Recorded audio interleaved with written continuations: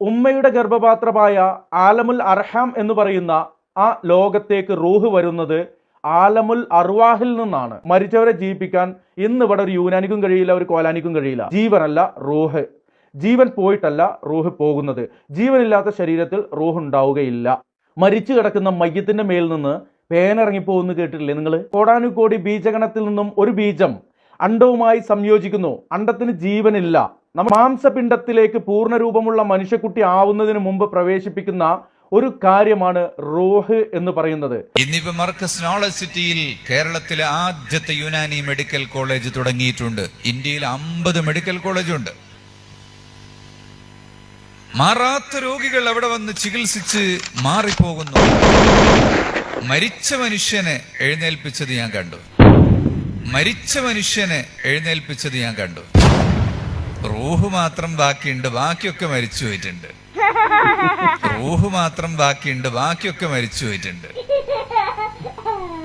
ഹോസ്പിറ്റലിലേക്ക് ഈ allopathy medical college കൊണ്ടുപോയി വെന്റിലേറ്ററിലിട്ടു. ഡോക്ടർമാർ പറഞ്ഞു 2 ദിവസമേ നിൽക്കുള്ളൂ. അങ്ങനെ യുനാനി ഹോസ്പിറ്റലിൽ കൊണ്ടുവന്നു ചികിത്സിച്ചു. 1 മാസമായപ്പോ മെല്ലെ കയ്യും കാലൊക്കെ അനക്കാൻ തുടങ്ങി. 3 മാസം കഴിഞ്ഞപ്പോ ഒരു ദിവസം അയാളിങ്ങനെ കോണി കയറി പോകുന്നത് എനിക്ക് കാണാൻ കഴിയും. അസ്സലാമു അലൈക്കും. പ്രിയമുള്ളവരെ, ഇതൊരു ട്രോളായിട്ട് കാണേണ്ടതില്ല. ആ രൂപത്തിലാണ് കാണിച്ചതെങ്കിലും കുറച്ച് സത്യങ്ങൾ ഇതിൻ്റെ ഭാഗമായിക്കൊണ്ട് പറയണം എന്നാണ് ആഗ്രഹിക്കുന്നത്. ഇവിടെ അബ്ദുൽ ഹക്കീം അസരി പറഞ്ഞ വിഷയം എന്താണ്?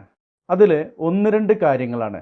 ഇപ്പം ഈ ഇടയ്ക്കാണ് അദ്ദേഹത്തിൻ്റെ പിതാവ് പറഞ്ഞത്, ഒരു ദിവസം 3 ഡയാലിസിസ് ചെയ്തുകൊണ്ടിരിക്കുന്ന ഒരു മനുഷ്യൻ അബ്ദുൽ സത്താർ കണ്ണൂർ ഭാഗത്തുള്ള എന്നാണ് പറഞ്ഞത്.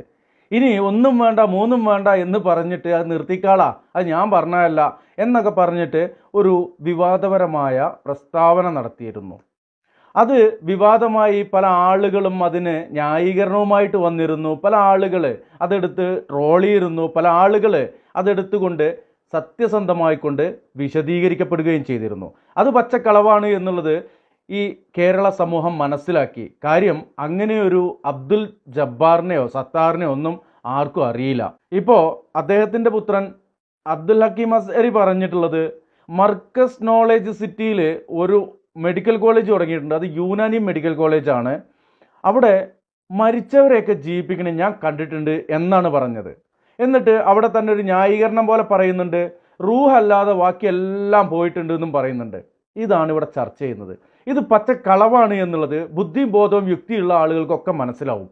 അങ്ങനെ ആ ബുദ്ധിയിൽ അത് മനസ്സിലാക്കിയാൽ ഓല് യുക്തിവാദികളാവുകയോ അല്ലെങ്കിൽ നിരീശ്വരവാദികളാവുകയോ ചെയ്യും എന്നുള്ള ആ ധാരണ മാറ്റിവെക്കുക. കാര്യം ഒരു മുസ്ലിമായിട്ട് ജീവിക്കണം എന്നുണ്ടെങ്കിൽ ആവശ്യത്തിന് ബുദ്ധി വേണം. ബുദ്ധി ഇല്ലാത്ത ഒരാൾക്ക് മുസ്ലിമായിട്ട് ജീവിക്കാൻ കഴിയില്ല.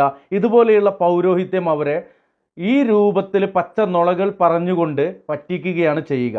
പ്രിയമുള്ളവരെ, അള്ളാഹു റൂഹ് പ്രവേശിപ്പിക്കുന്നത് ജീവനുള്ളതിലേക്കാണ്. അതുപോലെ തന്നെ അള്ളാഹു റൂഹിനെ എടുക്കുന്നതും ജീവനുള്ളതിൽ നിന്നാണ്. ഈ ഒരു സാമാന്യ വിവരം പോലും ഇല്ലാത്ത ഇതുപോലെയുള്ള അസ്അരിമാര് പേരിന്റെ മുമ്പിൽ DRE എന്ന് എഴുതിയിട്ടുള്ള ഏതോ PhDയുടെയോ മറ്റോ ഭാഗമായിക്കൊണ്ട് ഡോക്ടറേറ്റ് കിട്ടിയത് DR എന്നൊക്കെ എഴുതി ഇങ്ങനെ പ്രദർശിപ്പിക്കുന്ന ആളുകൾ ഇതുപോലെയുള്ള വിവരക്കേടുകൾ പറയുമ്പോൾ ഇതര മതസമൂഹങ്ങൾ, മതസ്ഥരായിട്ടുള്ള ആളുകൾ നമ്മെ നോക്കിക്കാണുന്നുണ്ട്. ഇത്രയ്ക്ക് മോശമാണോ ഈ മുസ്ലിം മതവിശ്വാസികളുടെ വിശ്വാസം എന്നവർ ചിന്തിച്ചു പോവില്ലേ? ഇല്ലേ? പ്രിയമുള്ളവരെ, 1-2 ഉദാഹരണങ്ങൾ മാത്രം പറയാം. ഒരു കുട്ടി ജനിക്കുന്നത് സ്ത്രീയും പുരുഷനും ബന്ധപ്പെടുന്നതിൻ്റെ ഭാഗമായിക്കൊണ്ടാണ്. അങ്ങനെ ബന്ധപ്പെടുമ്പോൾ സ്ത്രീയുടെ വയറ്റിലേക്ക്, ഗർഭപാത്രത്തിലേക്ക് തെറിച്ചു വീഴുന്ന ബീജഗണത്തിൽ നിന്നാണ് ഒരു കുട്ടി ഉണ്ടാവുന്നത്. അവിടെ അണ്ടവുമായി സംയോജിക്കുന്ന കോടാനുകോടി ബീജഗണത്തിൽ നിന്നും ഒരു ബീജം അണ്ടവുമായി സംയോജിക്കുന്നു. അണ്ടത്തിന് ജീവനില്ല. നമ്മൾ 1-2 വീഡിയോയിൽ ഈ വിഷയം പറഞ്ഞിട്ടുണ്ട്. ഇത് വീണ്ടും ഇവർ പറയിപ്പിക്കുകയാണ്. ജീവനില്ലാത്തത് കൊണ്ടാണ് അണ്ടത്തിന് പുറത്തേക്ക് വരുവാൻ സ്ത്രീകൾക്ക് മെൻസസ് എന്നുള്ള ഒരു പ്രക്രിയ അള്ളാഹു സംവിധാനിച്ചിട്ടുള്ളത്. അതിനെക്കുറിച്ചൊന്നും കൂടുതൽ പറഞ്ഞു പോകുന്നില്ല.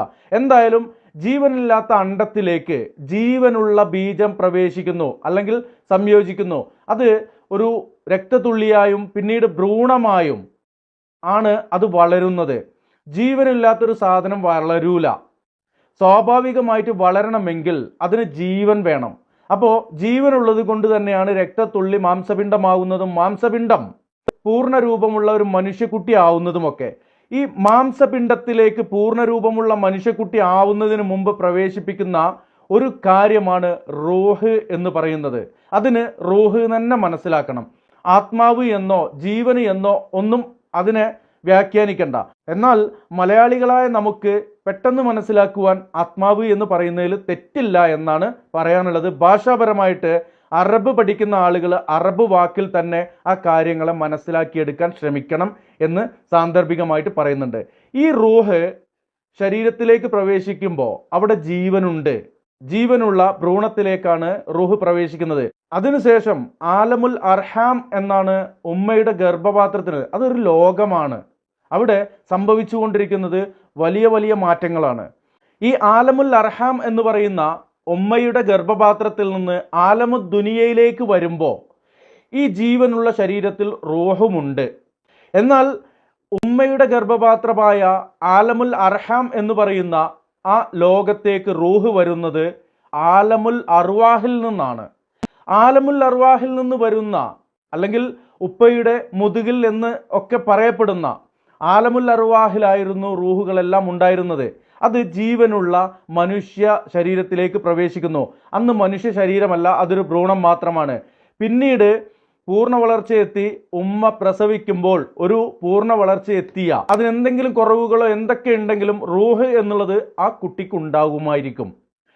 ആ പൂർണ്ണ വളർച്ചയെത്തിയ കുഞ്ഞ് ഇവിടെ ജീവിക്കുകയാണ്. ആ കുട്ടിയുടെ ശൈശവവും അതുപോലെ കൗമാരവും യുവത്വവും വാർദ്ധക്യവും ചിലപ്പോൾ ഇതിനിടയിലൊക്കെ മരണപ്പെട്ടു പോയേക്കാം.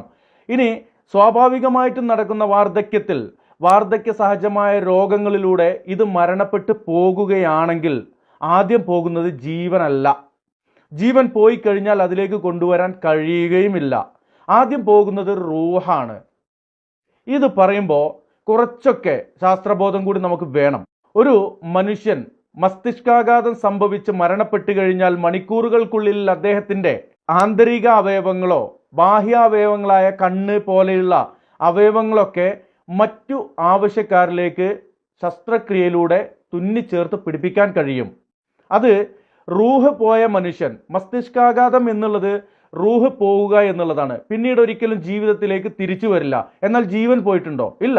വെന്റിലേറ്ററിൻ്റെ സഹായത്തോടെ ഹൃദയമിടിപ്പ് നിലനിർത്തിക്കൊണ്ട് രക്തയോട്ടം ചെറിയ രീതിയിലൊക്കെ സംഭവിപ്പിച്ചുകൊണ്ട് ഒരു ശരീരത്തെ മണിക്കൂറുകൾ കൂടി ജീവനുള്ള അവസ്ഥയിൽ നിലനിർത്താൻ കഴിയും എന്നുള്ളതാണ്. ജീവനല്ല റൂഹ്. ജീവൻ പോയിട്ടല്ല റൂഹ് പോകുന്നത്. ജീവനില്ലാത്ത ശരീരത്തിൽ റൂഹ് ഉണ്ടാവുകയില്ല. മരിച്ചു കിടക്കുന്ന മയ്യത്തിൻ്റെ മേൽ നിന്ന് പേനിറങ്ങിപ്പോകുന്നു കേട്ടിട്ടില്ലേ നിങ്ങൾ? അതുപോലെ മരിക്കുക എന്നുള്ളത് ജീവൻ പോവുക എന്നുള്ളതല്ല. ജീവൻ പോകാതെയും മനുഷ്യന് മരണം സംഭവിക്കുന്നുണ്ട്, റൂഹ് പോകുന്നുണ്ട്. ഇതിന് തെളിവുകളും നമ്മൾ മുന്നേ പറഞ്ഞിട്ടുണ്ട്. അതിൽ ഒരു തെളിവായിരുന്നു മനുഷ്യൻ്റെ അവയവങ്ങൾ, ആന്തരികമോ ബാഹ്യമോ ആയ അവയവങ്ങൾ ജീവൻ നിലനിൽക്കുന്ന ആ സമയത്ത് മറ്റുള്ളവരിലേക്ക് തുന്നിപ്പിടിപ്പിക്കുമ്പോൾ, വെച്ച് പിടിപ്പിക്കുമ്പോൾ ഈ മനുഷ്യൻ്റെ ജീവൻ, മരണപ്പെട്ടു പോയ മനുഷ്യൻ്റെ ജീവൻ മറ്റൊരാളുടെ ജീവനുമായി ചേർന്ന് പ്രവർത്തിച്ചുകൊണ്ട് അതങ്ങനെ പ്രവർത്തിക്കുന്നുണ്ട്. കണ്ണാണെങ്കിലും ഹൃദയമാണെങ്കിലും വൃക്കയാണെങ്കിലും അതുപോലെ തന്നെ കിഡ്നി ആണെങ്കിലും. കൂടുതൽ പറഞ്ഞു പോകുന്നില്ല. ഒരു ഉദാഹരണം കൂടി മുമ്പ് പറഞ്ഞു തന്നെയാണ്, അതുകൂടി ഇപ്പോൾ ഒന്ന് പറയാം. നമ്മൾ ബലി അറുക്കാറുണ്ട്. ബലി അല്ലാതെയും ഭക്ഷണത്തിന് വേണ്ടി നമ്മൾ മൂരിനെയൊക്കെ അറുക്കാറുണ്ട്. അറുത്ത് കഴിഞ്ഞാൽ അതിൻ്റെ ജീവൻ പോയോ എന്ന് നോക്കിയിട്ടാണ് അതിൻ്റെ തൊലി കിഴിക്കാറുള്ളതും അതിനെ പീസാക്കാറുള്ളതും. എന്നാൽ ചില കല്യാണങ്ങൾക്കൊക്കെ പെട്ടെന്ന് നടക്കുന്ന കാര്യങ്ങളിലാണ് നമുക്കിത് കാണാൻ കഴിയുക. മൂരി അറുത്തു, അതിൻ്റെ ജീവൻ പോയി, മീൻസ് അതിൻ്റെ റൂഹ് പോയി. അതിനുശേഷം അതിൻ്റെ തൊലി ഉരിച്ചുകൊണ്ട് അതിൻ്റെ ഇറച്ചി പീസാക്കുമ്പോൾ, അങ്ങനെ കുറേ പീസുകളാക്കുന്നതിനിടയിൽ ചില പീസുകൾ ഇരുന്ന് ഇങ്ങനെ തുള്ളുന്നത് കാണാം. നിങ്ങൾ ആരെങ്കിലും കണ്ടിട്ടുണ്ടെങ്കിൽ അതൊന്ന് കമൻറ്റ് ചെയ്യുക. ഞാൻ ഏതായാലും കണ്ടിട്ടുണ്ട്. ഓക്കെ, തുള്ളുന്നത് കാണാം. അതെന്താണെന്നറിയോ? ആ ശരീരത്തിൽ ജീവൻ്റെ അംശം അവശേഷിക്കുന്നുണ്ട് എന്നാണ്. എന്നാൽ ആ ശരീരത്തിൽ എവിടെയും റൂഹ് ഇല്ല. റൂഹ് എവിടെയാണെന്നുള്ളത് നമുക്കറിയില്ല. ജീവൻ എന്താണെന്നുള്ളത് നമുക്കറിയില്ല. പക്ഷേ എൻ്റെ ബ്ലഡ് ഗ്രൂപ്പിലുള്ള ഒരു മനുഷ്യൻ്റെ ശരീരത്തിലേക്ക് എൻ്റെ ശരീരത്തിലെ ഏതവയവവും, ഇപ്പോൾ തലച്ചോറും മാറ്റിവെക്കാനുള്ള ശസ്ത്രക്രിയയുടെ പരീക്ഷണത്തിലാണ് ഡോക്ടർമാർ. വിജയിച്ചോ ഇല്ലേ എന്നറിയില്ല. അതിനെക്കുറിച്ച് അറിയുന്നവരും ഒന്ന് കമൻറ്റ് ചെയ്യുക. അപ്പോൾ കണ്ണെടുത്ത് മാറ്റിവെക്കാം, റെറ്റിനയൊക്കെ എടുത്ത് മാറ്റിവെക്കാം, ഹൃദയം എടുത്ത് മാറ്റിവെക്കാം, കിഡ്നിയും വൃക്കയും അതുപോലെ കരള് എല്ലാം ഒരാളുടെ റൂഹ് പോയാലും ജീവൻ പരിപൂർണമായിട്ടും പോകുന്നതിന് മുമ്പേ ഈ അവയവങ്ങൾ മറ്റൊരു ജീവനുമായിട്ട് വെച്ച് പിടിപ്പിച്ച് അതിന് ജീവിക്കാൻ കഴിയും. എന്നാൽ ഇത്രയും പറഞ്ഞു വന്നത് ആ മനുഷ്യൻ അവിടെ നിന്ന് പറഞ്ഞത് എന്താ? റൂഹ് മാത്രമേ ഉള്ളൂ, ജീവനൊക്കെ പോയി എന്നാ പറഞ്ഞത്. അത് ഒരിക്കലും സത്യമല്ല എന്നുള്ളതാണ്. അതിനു തൊട്ടു മുമ്പ് പറഞ്ഞൊരു വാക്കെന്താണ്? മരിച്ചവരെയൊക്കെ ജീവിപ്പിച്ചു എന്ന് പറഞ്ഞത്. അതിനെ ന്യായീകരിക്കാനാണ് ജീവനൊക്കെ പോയി റൂഹ് മാത്രം അവശേഷിക്കുന്നു. അതിൻ്റെ മേലിൽ റൂഹുണ്ട് എന്നുള്ളത് ആർക്കാണ് മനസ്സിലാക്കാൻ കഴിയുക? ജീവനുണ്ടോ ഇല്ലേ എന്നുള്ളത് മനസ്സിലാക്കുവാൻ ഇന്ന് മനുഷ്യന്മാർക്ക് ബുദ്ധിയും യുക്തിയും അവരുടെ പഞ്ചേന്ദ്രിയങ്ങളും അതിനപ്പുറമായിക്കൊണ്ട് മറ്റുള്ള മിഷനറീസ് ഉപയോഗിച്ചുകൊണ്ടൊരു മനുഷ്യൻ്റെ ജീവൻ അവശേഷിക്കുന്നുണ്ടോ, ഏതൊക്കെ അവയവത്തിൽ ജീവൻ അവശേഷിക്കുന്നുണ്ട് എന്നെല്ലാം നമുക്ക് മനസ്സിലാക്കാൻ കഴിയും. നമ്മുടെ രക്തത്തിൽ ജീവനുണ്ട്. നമ്മുടെ രക്തം, ഒരു യൂണിറ്റ് രക്തം നമ്മളിൽ നിന്ന് എടുത്തു കഴിഞ്ഞാൽ അത് ഒരു മിതമായ താപനിലയിൽ സൂക്ഷിക്കുകയും പിന്നീട് അത് മറ്റൊരാളുടെ ശരീരത്തിലേക്ക് കയറ്റുകയും ചെയ്യുന്നു. അത് അവരുടെ ശരീരത്തിൽ രക്തമായി തന്നെ പ്രവർത്തിക്കുന്നുണ്ട്. അതിൽ ഘടന വ്യത്യാസങ്ങളും മറ്റുള്ള കാര്യങ്ങളൊക്കെ വരുന്നുണ്ട്. ആ കാര്യമൊക്കെ അവിടെ കിടക്കട്ടെ. പെട്ടെന്ന് മനസ്സിലാകാൻ ഇത്ര മതി. മരിച്ച ആളെ പോലും ജീവിപ്പിച്ചിട്ടുണ്ട് എന്നാ പറഞ്ഞത്. മരിച്ച ആളെ ജീവിപ്പിക്കാൻ അല്ലാഹ്ക്കല്ലാണ്ട് ആർക്കാ കഴിയുക? ഇപ്പം ഇനി ഇതുമേ കമൻറ്റുമായിട്ട് വരും, അല്ലെങ്കിൽ മുസ്ലിയാക്കന്മാർ വീഡിയോവുമായിട്ട് വരും, മരിച്ച ആൾക്കാരെ ജീവിപ്പിച്ച ഈസാ നബി ഉണ്ടെന്ന്. ഈസാ നബി ഇപ്പോൾ ഇവിടെ ഇല്ല, വരുമ്പോൾ നോക്കാം. നമുക്ക് വരുമ്പോൾ അള്ളാഹു ആ മോചിതത്ത് വീണ്ടും ഈസബിനും മറിയമിന് നൽകുന്നുണ്ടെങ്കിൽ നമുക്കും കാണാം.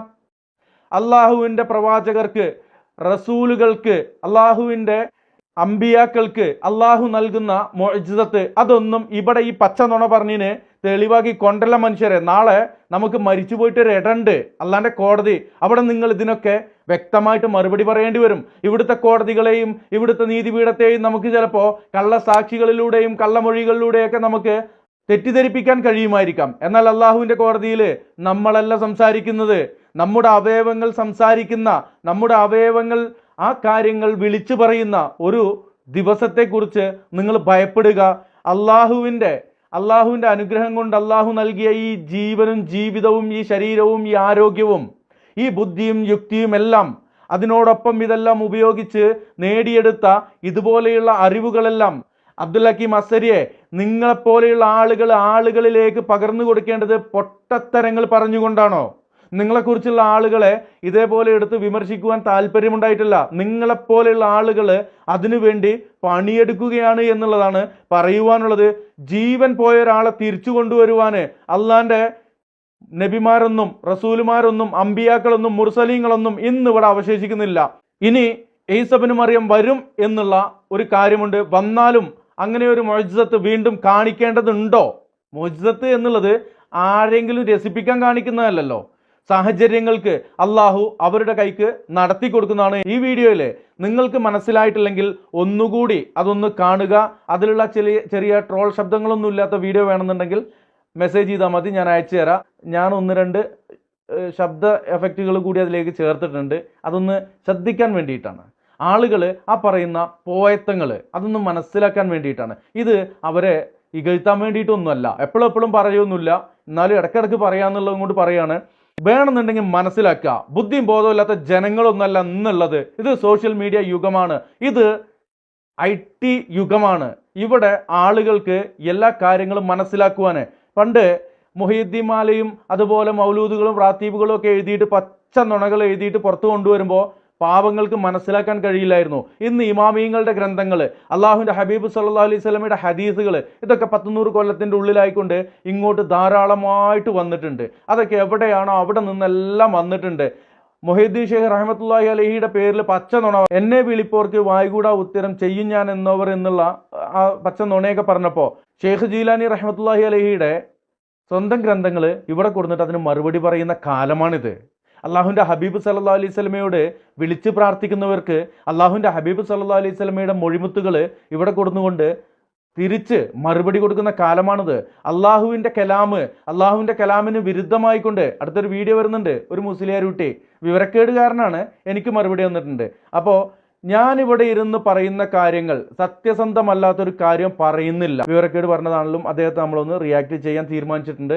ഇൻഷാ അല്ലാഹ് ഇതിൽ പറഞ്ഞത്, ഇതിലത്തെ പൊട്ടപ്പോയത്തം എന്താണെന്ന് വെച്ച് കഴിഞ്ഞാൽ, മരിച്ചവരെ ജീവിപ്പിക്കാൻ ഇന്ന് ഇവിടെ ഒരു യൂനാനിക്കും കഴിയില്ല, ഒരു കോലാനിക്കും കഴിയില്ല.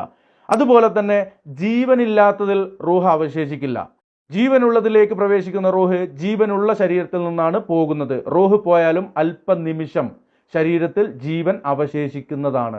മസ്തിഷ്ക മരണം എന്ന് വൈദ്യലോകം വിളിക്കുന്നത്. മസ്തിഷ്ക മരണം സംഭവിച്ചു കഴിഞ്ഞാൽ ആ മസ്തിഷ്കത്തെ വീണ്ടും ജീവിതത്തിലേക്ക്, ജീവനിലേക്ക് തിരിച്ചു കൊണ്ടുവരാൻ കഴിയില്ല എന്നുള്ളതാണ് കാര്യം. റൂഹ് പോകുന്നത് മസ്തിഷ്ക മരണം സംഭവിക്കുന്ന പോലെയാണ്. ശരീരത്തിൻ്റെ മറ്റു അവയവങ്ങൾ, ബാഹ്യമായതും ആന്തരികമായിട്ടുള്ള അവയവങ്ങളൊക്കെ ചെറുതായിട്ട് പ്രവർത്തിക്കും. എന്നാൽ കണ്ണുകൊണ്ട് കാണാൻ കഴിയുമെന്നോ സംസാരിക്കാൻ കഴിയുമെന്നോ അല്ല ഇതിൻ്റെ ഒരു അർത്ഥമായി വരുന്നത്. ആ മനുഷ്യൻ്റെ അവയവങ്ങൾ ജീവൻ അവശേഷിക്കുന്നുണ്ട്. റൂഹ് പോയി കഴിഞ്ഞു, ജീവൻ അവശേഷിക്കുന്നുണ്ട്. റൂഹ് പോയത് ആർക്കും മനസ്സിലാക്കാൻ കഴിയില്ല. മസ്തിഷ്ക മരണവും റൂഹ് പോകുകയാണെന്നുള്ള തെറ്റിദ്ധാരണയൊന്നും വേണ്ട. ജീവനുള്ളതിൽ നിന്ന് ജീവനില്ലാത്തതിനെയും, ജീവനില്ലാത്തതിൽ നിന്ന് ജീവനുള്ളതിനെയും അവൻ സൃഷ്ടിക്കുന്നുണ്ട്. പടച്ച തമ്പുരാൻ്റെ കുദ്റത്തുകൾ അത് അറിയേണ്ട പോലെ അറിയുകയും മനസ്സിലാക്കേണ്ട പോലെ മനസ്സിലാക്കുകയും പറയേണ്ട പോലെ പറയുകയും ചെയ്യുക. മരിച്ച ആളെ ജീവിപ്പിക്കാൻ കഴിയില്ല, അള്ളാന്റെ കൈക്കല്ലാണ്ട് കഴിയില്ല. ഈസബിന് മറിയം നടത്തി എന്നുള്ള തെളിവായിട്ട് ഇങ്ങോട്ട് വരണ്ട. ഈസാ നബി അലൈഹി സ്വലാത്തു വസ്സലാം ഒരുപാട് പ്രത്യേകതകളുള്ള ഒരു പിതാവില്ലാണ്ട് ജനിക്കപ്പെട്ട, ഒന്ന് സൃഷ്ടിക്കപ്പെട്ട ആദം നബി അലൈഹി സ്വലാത്തു വസ്സലാമയാണ്. മറ്റൊന്ന് ആദം നബി അലൈഹി സ്വലാത്തു വസ്സലാമയിൽ നിന്ന് സൃഷ്ടിക്കപ്പെട്ട ഹവ്വയാണ്. അത് കഴിഞ്ഞാൽ പിന്നീട് പതിവ്രതയായ മറിയം ബീവി അലൈഹി സ്വലാത്തു വസ്സലാമ പ്രസവിച്ച, പിതാവില്ലാതെ പ്രസവിക്കപ്പെട്ട അള്ളാഹുവിൻ്റെ റൂഹായ റൂഹുല്ലാഹി ഈസാ അലൈഹി സ്വലാത്തു വസ്സലാമയാണ്. ആ ഈസാ നബിയുടെ മുഅ്ജിസത്തുകൾ എന്നാൽ ഈ മരിച്ച ആളെ ജീവിപ്പിക്കുക മാത്രമല്ല, വെള്ളപ്പാണ്ട് മാറ്റുക മാത്രമല്ല, അതുപോലെ തന്നെ കുരുടന് കാഴ്ച നൽകുക മാത്രമല്ല, ചോര കുഞ്ഞായിരിക്കുമ്പോൾ പിറന്നു വീണ അല്പസമയത്തിനുള്ളിൽ സംസാരിച്ച് അത്ഭുതം സൃഷ്ടിച്ച ഒരു ആളുകൂടിയാണ്. ഈസാ നബി അലൈഹി സ്വലാത്തു വസ്സലാമയുടെ മുഅ്ജിസത്തുകൾ എന്നുള്ളത് അത് പിറക്കുന്നതിന് മുമ്പേ തുടങ്ങിയിട്ടുള്ളതാണ്. പിറവിയോടെയും അതുപോലെ കുട്ടിയായിരിക്കുമ്പോഴും അദ്ദേഹം വാനലോകത്തേക്ക് ആരോഹണം ചെയ്യുന്നത് വരെയും മുഅ്ജിസത്തുകൾ നടത്തിയിട്ടുണ്ട്. ആ പ്രവാചകന്റെ മുഅ്ജിസത്തുകൾ ഇതുപോലെ പൊട്ടപ്പോയത്തക്കാർക്ക് തെളിവാക്കി കൊണ്ടല്ല പൊന്നര സഹോദരന്മാരെ എന്ന് പറഞ്ഞുകൊണ്ട് ഈ വീഡിയോ അവസാനിപ്പിക്കുന്നു. അസ്സലാമു അലൈക്കും വറഹ്മത്തുള്ളാഹി വബറകാതുഹു.